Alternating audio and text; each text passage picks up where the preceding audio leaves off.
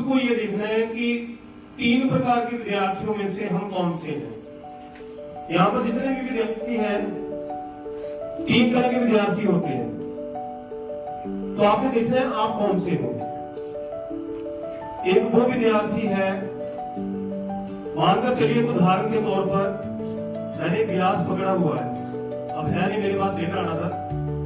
गिलास के ऊपर हमने ढक्कन रखा हुआ है, गिलास को ढक दिया है ऊपर से, और मैं उसमें कीमती रत्न हीरे मोती डालने की कोशिश कर रहा हूं उसमें गिलास में।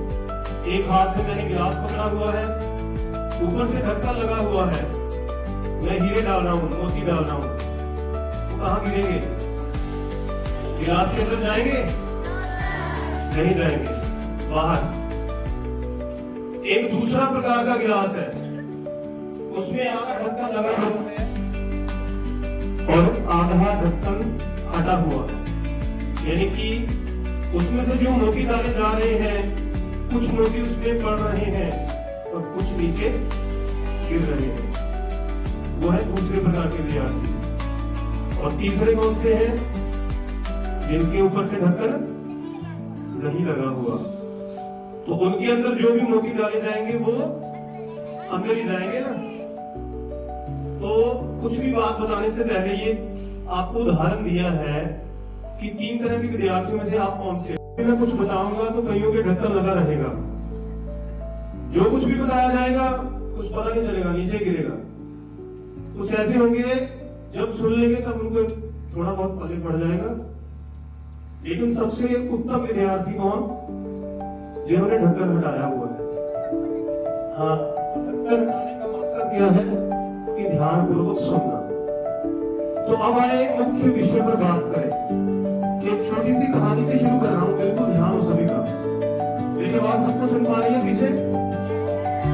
तो ध्यान से सुनते हैं, ये कहानी आपके लिए है। कहानी की शुरुआत होती है एक गुरु और शिष्य से।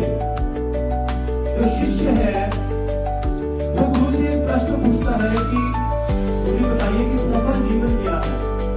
इस जीवन को हम सफल जीवन कहेंगे, ध्यान देना सभी। तो गुरु कहता है कि इसके लिए तुम्हें मेरे साथ चलना पड़ेगा। गुरु उसको खुले मैदान में लेकर जाता है। वहां पर उसको ना पतंग थमा देता है, पतंग देता उड़ाने के लिए, कहता बेटा इसको उड़ाओ। तो शिष्य ने पतंग उड़ाया उड़ाया उड़ाया, पतंग को बहुत दूर तक चला गया। अब शिष्य के मन में एक प्रश्न पैदा हुआ कि मैं इसको और ऊंचा उड़ाना चाहता हूँ, तो क्या मैं अगर इसको तोड़ दूं, इस डोर को तोड़ दूं, ये पतंग और ऊंची हो जाएगा? उसने गुरु से पूछा। तो गुरु ने कहा कि ठीक है, ऐसे कर लो आप। अगर तुम चाहते हो कि ये पतंग जो है ये बंधन में है, उसको तोड़ देंगे तो बहुत ऊंची उड़ जाएगी, तो गुरु ने कहा कर लो ऐसे। तो जैसे उसने पतंग की डोर को तोड़ा तो क्या हुआ? पतंग हवा से थोड़ी और ऊंची उड़ी, थोड़ी और ऊंची उड़ी। लेकिन धीरे धीरे क्या हुआ? पता ही हो आप सबको, पतंग तो उड़ाते हो। क्या हुआ? धीरे धीरे इतनी तीव्र गति से तेजी से नीचे आकर गिरी कि पता भी नहीं चला कहां गई। तो ये छोटी सी कहानी लेकिन बहुत बड़ी सीख देती है। ये जो डोरी है, डोरी जिससे हमने पतंग को पकड़ा हुआ है, ये डोरी क्या है? ये माता पिता, आपके अध्यापक, आपके अभिभावक, आपको डांटने वाले, सीधे शब्दों में। लेकिन हमें ये डोरी अच्छी नहीं लगती। हम ये चाहते हैं कि हम आजाद हो जाए। हर विद्यार्थी के अंदर होता है कि उनको कोई रोकने वाला ना हो। उसको लगता है कि ये मेरे माता पिता है, मुझे क्यों रोकते हैं, क्यों रोकते हैं। लेकिन याद रखना, झूठे ना वो डोरी तोड़ देंगे,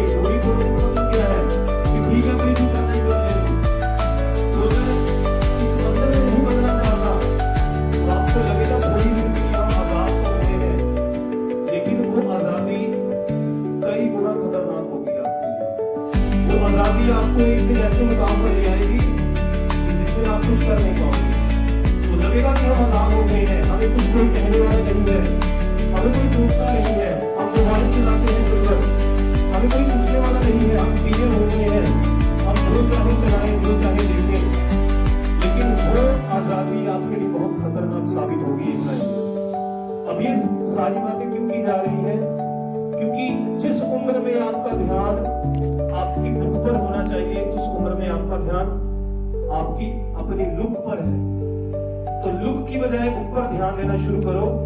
कारण यह है कि विद्यार्थी जीवन बहुत बड़े लेक्चर है, बहुत कुछ कहा जा सकता है, लेकिन सिर्फ मकसद यह है कि जिस उम्र में जिस काम को करने के लिए हमें यह जीवन मिला है उस पर ध्यान दिया जाए। ठीक है। दूसरी बात माता पिता की करें तो माता पिता अपनी तरफ से पूरा फर्ज निभा रहे हैं। अब आपका फर्ज ये बनता है कि हम उनकी आंखों में आंसू किस काम के लिए लाए। एक होते खुशी के आंसू, एक होते दुख के। तो अब आप पे निर्भर करता है कि किस काम के लिए हमने उनको स्कूल में बुलवाना है। ठीक है। अधिकतर बुलवाए जाते हैं शिकायतों के लिए आना पड़ता है, बुलाए नहीं जाते, आप ही बुलवाते हो। लेकिन कुछ ऐसे भी बच्चे होते हैं जिनके माता पिता बड़े शान से गर्व से विद्यालय में आते हैं कि उनके बच्चे ने किसी प्रतियोगिता में जीत प्राप्त की है, कोई अच्छा स्थान प्राप्त किया है। तो अब आप पे निर्भर करता है कि आपने किस काम के लिए अपने माता पिता को बुलवाना। एक और छोटी सी घटना बता दूं। एक बार एक शेर के पीछे एक गाय के पीछे शेर पड़ा, तो दोनों भाग रहे हैं। दोनों भागते भागते भागते भागते एक दलदल में फंस गए दोनों। जो गाय थी वो आगे थी, शेर पीछे था। लेकिन शेर से पकड़ी नहीं गई गाय। गाय भी फंस गई दलदल में, शेर भी फंस गया। जो गाय थी वो निश्चिंत हो गई। क्या कारण होगा आपसे पूछना चाहूंगा मैं उत्तर। जो शेर था उसने बड़ी कोशिश की कि मैं बाहर निकलूं, लेकिन वो और फंसता चला गया। आपको पता होगा कि जो दलदल होती है वहां पर जितना प्रयास किया जाए उतना ही और गहरे में चला जाता है। तो बड़ा प्रयास किया शेर ने अपने आप को निकालने का, लेकिन और गहरे में चला गया। लेकिन जो गाय थी उसको ना एक बात की चिंता नहीं थी। क्यों नहीं थी चिंता, बताओ।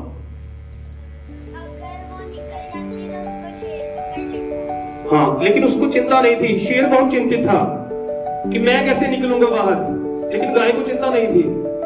क्यों? क्योंकि जो गाय थी वो थी पालतू। पालतू मतलब पाली हुई थी ना। तो मालिक ने उसको छोड़ा हुआ था कि भाई दिन भर वो घास चरती है, शाम को मालिक उसको ढूंढ लेता था। तो इसलिए उसको ये पता था कि शाम होते ही मालिक आएगा। वो जब देखेगा कि गाय नहीं है, कहीं ना कहीं उसको पता चलेगा सब फंस गई है, वो 2-3 लोग और लेकर आएगा, मुझे तो बाहर निकाल लेगा। और जो शेर है वो समझता है कि मैं जंगल का राज हो गई, तो अपने आप को खुद ही स्वामी समझता है। ठीक है। कहने का मकसद क्या है?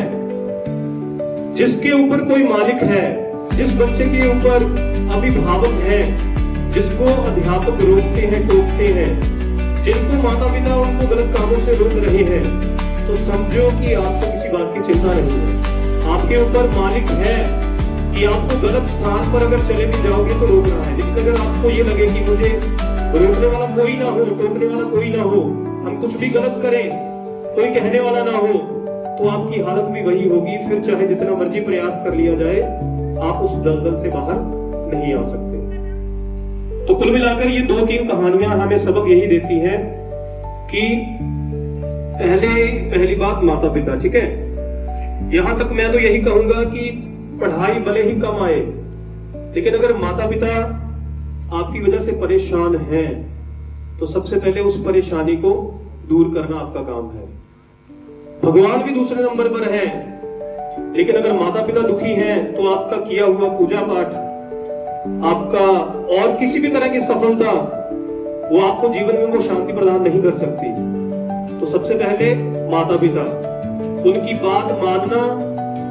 और दूसरा, माता पिता के लिए हमेशा उनके सामने खुली किताब होनी चाहिए। बहुत सारे बच्चे ऐसे हैं, जब पीटीएम पे पता चलता है ना कि भाई ये कहना नहीं मानता, तो बड़ा दुख लगता है, अभी से कहना नहीं मान रहे हो। तो कहने का मतलब, खुली किताब का मतलब, जो आपकी जुबान पर है वही आपके दिल में होना चाहिए। जो दिल में है वही जुबान पे, वही हमारे जीवन में होना चाहिए। तो इसलिए कभी भी माता पिता के साथ, अध्यापकों के साथ, या अपने बड़े बुजुर्ग जो हैं, जो आपको सही प्रेरणा देते हैं, उनके लिए खुली किताब बनो। मन में कुछ और, दिल में कुछ और, घर में कुछ और, स्कूल में कुछ और, इस तरह से जो एक चक्रव्यूह बनाया है उसमें खुद ही फंस जाते हैं बच्चे। तो इसलिए हम ये मानकर चलते हैं कि हमारे विद्यालय में हम कोशिश करें हर विद्यार्थी सबसे पहले जो नैतिक मूल्य है, ठीक है, जिसके बारे में आपको भली प्रकार से पता है, जो सबसे अधिक क्लास का डिफॉल्टर बच्चा होता है ना, अगर उसको भी कहा जाए ना भी मोबाइल का दुरुपयोग लिख दे या बुरी संगति से दूर रहने, तो वो बहुत बड़ा लिख सकता है, मुझे पता है इतना। जो खुद बुरी संगत में फंसा होगा ना, अगर उसको कहा जाए ना अनुच्छेद आया 5 नंबर का बुरी संगत, तो उसको भी उसके नुकसान पता होते हैं। तो मतलब कहने का नुकसान हमें पता है, लेकिन हम उसको जीवन में नहीं उतारते, हम उससे बाहर नहीं निकलना चाहते। सबको पता है कि झूठ बोलना गलत है, सबको पता है कि माता पिता को धोखा देना गलत है, सबको पता है कि पढ़ाई के समय, जिस समय हम पढ़ना चाहिए उस समय हम कुछ और काम कर रहे हैं। पेरेंट्स को ये बोला है कि हम पढ़ रहे हैं, लेकिन हम फोन चला रहे हैं, उसमें क्या कर रहे हैं पता है गलत है, लेकिन फिर भी कर रहे हैं, तो किसको धोखा दे रहे हैं? अपने आप को। तो अंत में सिर्फ एक बात कहूंगा, समय और समझ दो चीजें किसी विरले विद्यार्थी को मिलती है। जब समय होता है तब समझ नहीं होती, और जब समझ होती है या समझ आती है तब समय निकल चुका होता है। तो इसलिए दोनों चीजों का आप भरपूर फायदा उठाइए, अध्यापकों का फायदा उठाइए, जितना पूछना है पूछिए, ठीक है। खुला समुद्र है, अब जितना आप पानी भर सके आपके ऊपर निर्भर करता है। तो उम्मीद करता हूं कि जो बड़े बच्चे हमको ये बातें समझ आई होगी, ठीक है। अब एक छोटी सी बात छोटे बच्चों से करनी है, क्योंकि इनको मैंने एक कहानी सुनाई थी जब इनकी क्लास में आया था, याद है किसी को? हाँ, क्या है बेटा वो वहीं से बोलो जरा, क्या था वो? 3 पंक्तियां थी जो बार बार दोहराने के लिए कही जा रही थी। बुला लो सर। वो कौन सी थी? आगे कौन आएगा? चलो शाबाश। तो बच्चों को मैंने देखा है कि जब इनके बोलते हैं, ठीक है, क्या था वो?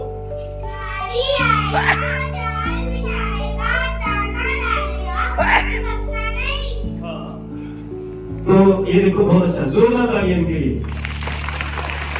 तो इनको 2-3 महीने पहले की सुनाई हुई कहानी जो सुनाई अभी तक याद है, शिकारी आएगा, जाल बिछाएगा, दाना डालेगा, फंसना नहीं। इसका मतलब क्या है?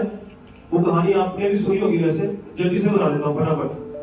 कि शिकारी ने बहुत सारे तोते पाल रखे थे, वो चाहता कि ये जो तोते हैं,